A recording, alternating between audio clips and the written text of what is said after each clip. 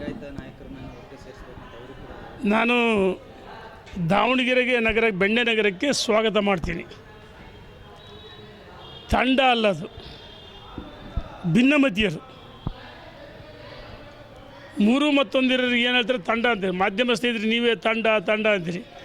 ಅವರು ನಿಮ್ಮ ಮೇಲೂ ಅರಿಯಾಯ್ತಾರೆ, ಪಕ್ಷದ ಮುಖಂಡರ ಮೇಲೂ ಅರಿಯಾಯ್ತಾರೆ. ಯಾರಿಗೆ ಬಿಡ್ತಾರೆ ಅವರು? ಯಾರಿಗೂ ಬಿಟ್ಟಿಲ್ಲ. ಮಾಧ್ಯಮ ಸ್ನೇಹಿತರಿಗೆ ಡೆಲ್ಲಿಗೆ ಹೋದರೂ ಬಾಯಿ ಮನಂಗೆ ಬೈತಾರೆ, ದಾವಣಗೆರೆಗೂ ಬಂದರೂ ಬೈತಾರೆ, ಮೈಸೂರಿಗೆ ಹೋದರೂ ಬೈತಾರೆ.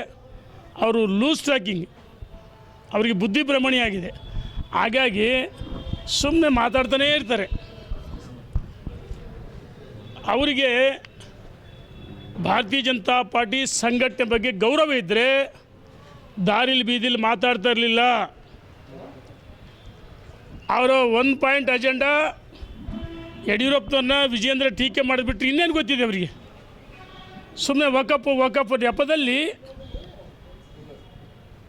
ರಾಜ್ಯದ ಅಧ್ಯಕ್ಷರಿಗೆ ಅಪಮಾನ ಅಲ್ಲ. ಅವ್ರು ಟೀಕೆ ಮಾಡೋದು ರಾಜ್ಯದ ಅಧ್ಯಕ್ಷರು ಮಾಡಿದ್ದು ರಾಷ್ಟ್ರೀಯ ನಾಯಕರು. ರಾಜ್ಯದ ಅಧ್ಯಕ್ಷರು ಟೀಕೆ ಮಾಡೋದು ಬಂದೆ, ನಮ್ಮ ರಾಷ್ಟ್ರೀಯ ನಾಯಕರಿಗೆ ಅಪಮಾನ ಮಾಡೋದು ಬಂದೆ. ಈ ಹಿಂದೆ ನೋಟಿಸ್ ಕೊಟ್ಟಾಗ ನನಗೆ ನೋಟಿಸಾಗಿ ಕೊಟ್ಟಿಲ್ಲ ಅಂತ ಹೇಳ್ತಿದ್ರು. ಫೇಕ್ ನೋಟಿಸ್ ಅಂದರೆ ಯಾರಾದರೂ ಫೇಕ್ ನೋಟಿಸ್ ಕೊಡೋಕ್ಕಾಗತ್ತಾ? ಫೇಕ್ ನೋಟಿಸ್ ಕೊಡೋಕ್ಕಾಗತ್ತಾ? ರಾಷ್ಟ್ರೀಯ ಅಧ್ಯಕ್ಷ ಅದು ಏನು ಚುನಾವಣಾ ಶಿಸ್ತು ಸಮಿತಿ ಇದೆಯಲ್ಲ, ಇದ್ರದ್ದು ಯಾವುದು ಭಾರತೀಯ ಜನತಾ ಪಾರ್ಟಿಯ ಶಿಸ್ತು ಸಮಿತಿ ಅಧ್ಯಕ್ಷರು ಫೇಕ್ ನೋಟಿಸ್ ಕೊಡೋಕ್ಕಾಗತ್ತಾ? ಕೊಡೋಕ್ಕಾಗಲ್ಲ. ಮೊನ್ನೆನೂ ಸಹ ಭಾಳ ಗಂಭೀರವಾಗಿ ಶೋಕಸ್ ನೋಟಿಸ್ ಕೊಟ್ಟಾದಮೇಲೆ ನನಗೆ ನೋಟಿಸ್ ಎಲ್ಲ ತಲುಪಿಲ್ಲ ಅಂದರು. ಅದಾದಮೇಲೆ ಉತ್ತರ ಕೊಡಲ್ಲ ಅಂದರು. ಅದಾದಮೇಲೆ ಅವರ ಟ್ವಿಟ್ಟರ್ ಖಾತೆಯಲ್ಲಿ ನಾನು ಉತ್ತರ ಕೊಡ್ತೀವಿ ಅಂತ ಹೇಳಿದರು. ಕದ್ದು ಮುಚ್ಚಿ ಅವರು ಕೇಳಿದ ಪ್ರಶ್ನೆಗೆ ಉತ್ತರ ಕೊಟ್ಟಿಲ್ಲ. ವಿಜಯೇಂದ್ರ ಬಗ್ಗೆ ಬಾಯಿ ಬರಂಗೂ ಇದು ಉತ್ತರ ಕೊಟ್ಟಿದ್ದಾರೆ. ನಾನು ಕೇಳ್ತೀನಿ, ಅಡ್ಜಸ್ಟ್ಮೆಂಟ್ ರಾಜಕಾರಣಿ ಯಾರು? ನೀವೇ ಯಾರು? ನಿಮ್ಮ ಕ್ಷೇತ್ರ ಬಬಲೇಶ್ವರ, ತಾಕತ್ತಿದ್ರೆ ಅಲ್ಲಿ ಸ್ಪರ್ಧೆ ಮಾಡಬೇಕಲ್ಲ ಬಬಲೇಶ್ವರದಲ್ಲಿ. ಯಾಕೆ ಮಾಡಿಲ್ಲ? ಅಲ್ಲಿ ಕಾಂಗ್ರೆಸ್ಸಿನ ಪ್ರಭಾವಿ ಸಚಿವರ ಜೊತೆಗೆ ಹೊಂದಾಣಿಕೆ ನಿಂದ ಅಡ್ಜಸ್ಟ್ಮೆಂಟ್ ರಾಜಕಾರಣ, ಕುಟುಂಬ ರಾಜಕಾರಣ ಅಂತ ಹೇಳ್ತೀಯಲ್ಲ. ಯಾವ ಕುಟುಂಬ ರಾಜಕಾರಣ?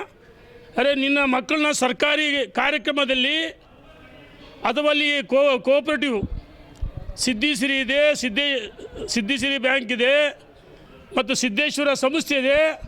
ಆ ಸಂಸ್ಥೆಗೆ ನಿನ್ನ ಧರ್ಮಪತ್ನಿ ಮಕ್ಕಳನ್ನ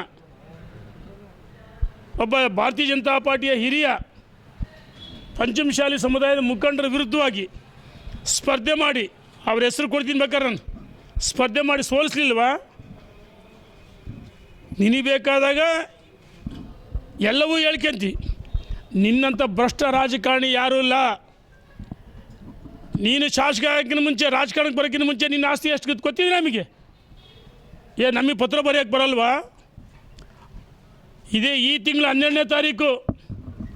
12ನೇ ತಾರೀಕು ನಾವು 200 ಜನ ಮುಖಂಡರುಗಳು ಸಭೆಯನ್ನು ಆಯೋಜನೆ ಮಾಡಿದ್ವಿ. ರಾಜ್ಯದ ಅಧ್ಯಕ್ಷರು 10ನೇ ತಾರೀಕು ನಮಗೆ ಕರೆ ಮಾಡಿದರು, ಯಾವುದೂ ಸಭೆ ಮಾಡಬಾರ್ದು ಅಂತ ಹೇಳಕ್ಕೆ ನಾವು ರದ್ದು ಮಾಡಿದ್ವಿ. ನೀವು ಸೇರಿದಷ್ಟು 3 ಮತ್ತೊಂದು. ನೀವು ಭಿನ್ನಮತೀಯರು, ಉತ್ತರ ಕೊಡಿ. ನನಗಿಂತ 100 ನೋಟಿಸ್ ಬರ್ತಾವೆ, ನಾನು ಅದರ ಮಗ ಅಲ್ಲ ಅಂತ ಹೇಳ್ದಲ್ಲಪ್ಪ. ಯಾಕಪ್ಪ ಉತ್ತರ ಬರದೆ ಒಳಗಿಂದೊಳಗೆ ಅಡ್ಜಸ್ಟ್ಮೆಂಟ್ ರಾಜಕಾರಣಿ? ನೀನು ನಾಚಿಗಾಗಲ್ವಾ? ಏನು ಟೀಕೆ ಮಾಡಿದ್ದೀನಿ ಅಜೆಂಡನ? ಕಾಂಗ್ರೆಸ್ ವಿರುದ್ಧ ಒಂದಾದರೂ ಹೇಳಿಕೆ ಕೊಟ್ಟಿದೆಯಾ? ಹಿಂದುತ್ವ ಅಂತ ಹೇಳ್ತೀಯಲ್ಲ, ತೋರ್ಸೋಣ ನಿನ್ನ ಫೋಟೋಗಳ ದಾಖಲೆ ಬಿಡುಗಡೆ ಮಾಡೋಣ. ಜಮೀರ್ ಹತ್ರ ಯಾಕೆ ಹೋಗಿದ್ದೆ? ಜಮೀರ್ ಹೋಗಿ ಆಲಿಂಗನ ಮಾಡ್ಕೊಂಡು 32 ಅಲ್ಲಿ ಕೆರೆದು ಬಿಟ್ಟು ಟೀ ಕುಡಿದು ಬಂದೆ. ನಾಚಿಗಾಲ್ವ ನಿನಗೆ? ನಾವು ಕೇಳೋಕ್ಕೆ ಇಚ್ಛೆ ಪಡ್ತೀವಿ, ರಾಜಕಾರಣದಲ್ಲಿ ಪ್ರತಿಪಕ್ಷವಾಗಿ ನಾವು ಅದೀವಿ. ಈ ರಾಜ್ಯದ ಜನ ನಮಗೆ ಕೇಳ್ತಿದ್ದಾರೆ, ಭಾರತೀಯ ಜನತಾ ಪಾರ್ಟಿಲಿ ಏನಾಗ್ತದೆ? ಇವತ್ತು ಕಾಂಗ್ರೆಸ್ ಹೊಡೆದ ಮನೆಯಾಗಿದೆ, ಆಡಳಿತ ಪಕ್ಷ. ಅದನ್ನು ನಾವು ಎನ್ಕ್ಯಾಶ್ ಅವ್ರ ವಿರುದ್ಧ ಹೋರಾಟ ಮಾಡುವುದರ ಬದಲಾಗಿ ದಿನಕ್ಕೊಂದು ಪಕ್ಷದ ಅಧ್ಯಕ್ಷ ವಿರುದ್ಧ ಹೇಳಿಕೆ ಕೊಡ್ತೀನಿ. ನಾಚಿಗಾಗಲ್ಲ ಅಂತ ಕೇಳೋಕ್ಕೆ ಇಚ್ಛೆ ಪಡ್ತೀನಿ. ಇನ್ನೊಂದು ಮಾತು ಹೇಳ್ತೀನಿ, ಮಿಸ್ಟರ್ ಕುಮಾರ್ ಬಂಗಾರಪ್ಪ, ನೀನು ರಾಷ್ಟ್ರೀಯ ಅಧ್ಯಕ್ಷನಾ?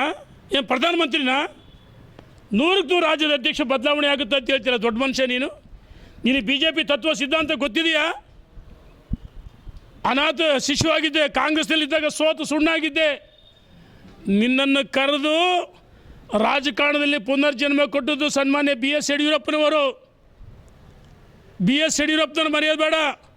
ಶಿವಮೊಗ್ಗ ಜಿಲ್ಲಾ ಭಾರತೀಯ ಜನತಾ ಪಾರ್ಟಿ ಸಂಘಟನೆ ಜೊತೆಗೆ ನೀನಿಲ್ಲ, ಸಂಘ ಪರಿವಾರದ ಜೊತೆಗೂ ನೀನಿಲ್ಲ. ಸಂಘಟನಾ ಪರ್ವದಲ್ಲಿ ಎಷ್ಟು ದಿವಸ ಭಾಗವಹಿಸಿದ್ದೆ? ಒಂದು ದಿವಸನೂ ಭಾಗವಹಿಸಿಲ್ಲ. ಸೊರಬದಲ್ಲಿ 22,000 ಸದಸ್ಯತ್ವ ಅಭಿಯಾನ ಆಗಿದೆ ಅಂದರೆ ಅದಕ್ಕೆ ಕಾರಣ ನೀನಲ್ಲ, ನಮ್ಮ ಭಾರತೀಯ ಜನತಾ ಪಾರ್ಟಿ ಹಿರಿಯ ಮುಖಂಡರು ದತ್ತಾತ್ರೇಯ ಅವರು ಅಲ್ಲಿಯ ಮುಖಂಡರ ಜೊತೆ ಚರ್ಚೆ ಮಾಡಿ ಸದಸ್ಯತ್ವ ಅಭಿಯಾನ ಮಾಡಿಸಿದರೆ. ಲೋಕಸಭಾ ಸದಸ್ಯರು ರಾಘವೇಂದ್ರ ಅಭಿಯಾನ ಮಾಡಿಸಿದರೆ, ಸದಸ್ಯತ್ವ ಅಭಿಯಾನ ಸಂಘಟನೆ ಪರ ಮಾಡಿಸಿದರೆ.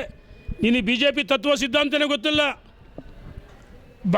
ಬಂಗಾರಪ್ಪನವ್ರು BJP ಬಂದಾಗ ನೀನು ಯಾಕಪ್ಪ ಬರಲಿಲ್ಲ? ಕಾಂಗ್ರೆಸ್ಸಿಗಿದ್ದ ದೊಡ್ಡ ಮನುಷ್ಯ.